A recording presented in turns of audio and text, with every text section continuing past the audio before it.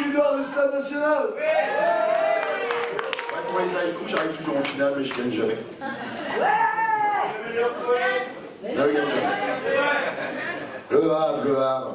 Ville trop souvent critiquée. Exemple, le Havre, c'est un gros porc qui pue.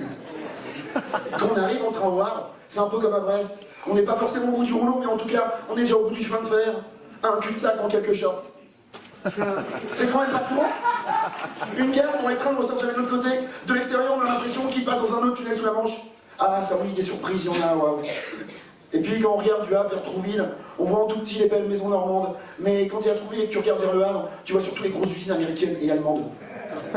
Le Havre, c'est ton bord de mer, ouais. Il y a même une plage.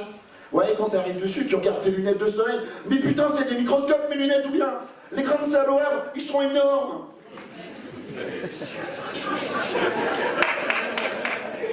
Bon, le côté positif, c'est qu'avant d'avoir du sable dans l'œil, t'as soit intérêt à attendre les grandes tempêtes ou pêcher avec ta bouche. Waouh! Toutes les saisons peuvent défiler en une seule journée, mais bon, parfois pour l'été, ça dure juste le temps de dire cette phrase. Comme disait Coluche, si tu supportes bien les bottes, cette région est faite pour toi.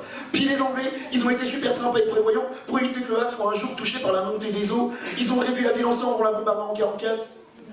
Bon, un tapis de bombe, ça réchauffe. Mais bilan, à peine 2000 morts civils, au moins 15 Allemands tués, et surtout le centre-ville a gagné un bon mètre d'altitude. C'est pas sur les îles Vanuatu qu'on aurait fait un truc pareil. Il n'y a qu'en Europe qu'on gamberge autant. Ah, le Havre, c'est sympa d'habiter dans la pente, entre ville haute et ville basse, surtout pour amener les courses. Hein, t'imagines avec des packs d'eau? Du coup, en matière d'apéro, dans ces coins du Havre, c'est simple, c'est plutôt whisky que Ricard. On évite l'eau au maximum. Et toute la famille pisse dans l'aquarium pour le remplir. C'est simple, c'est tellement en pente, il n'y a pas un alcoolo à vrai qui a la même descente. Et puis au Havre, il existe une association unique en son genre. La Ligue Havraise des organisateurs d'opéra pour quinquagénaires, la LHEOQ. Et puis tiens, le funiculaire qui rejoint la ville basse, à la ville haute, accroché à des câbles dans une pente à faire pâlir un skieur de hors-piste.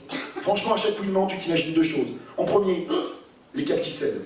Et en deuxième, ton arrivée soudaine. À la fin d'un film avec Bruce Willis dans un funifunèbre dévalant la folle pente, en direction des Coty, en faisant voler les pavés, sauf que tu sais que dans ce genre de crash, le seul survivant miraculeux, c'est pas toi, c'est Bruce Willis.